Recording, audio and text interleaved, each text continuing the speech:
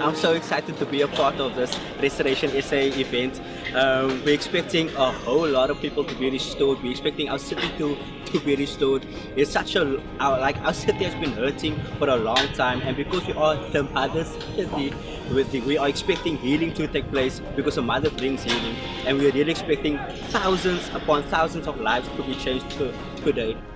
Ek is baie opgewonde vir vandag. Ek glo dat die Here ons gaan ontmoet, elke persoon op 'n individuele plek en ook as 'n kerk.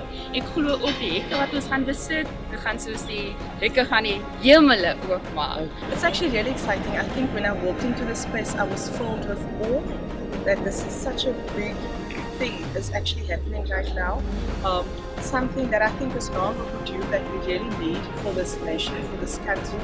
I'm so proud to be part of this Restoration Day so that the nation can come into unity and God command the blessing of this country.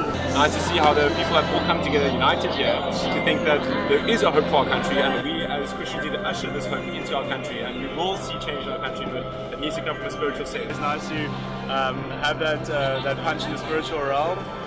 Really take on the elements that we're facing at the moment in South Africa on the cusp of a really big change, and I think that if we're going to sit back and just watch everything go down, we might not see the desired outcome that we want. So something like this is Christians actively taking a stand. We make the hard choice to stand with God, and that is what it's all about. It's coming together as God's children and brothers and sisters, and yeah, man, standing for the good and exposing the evil, I guess.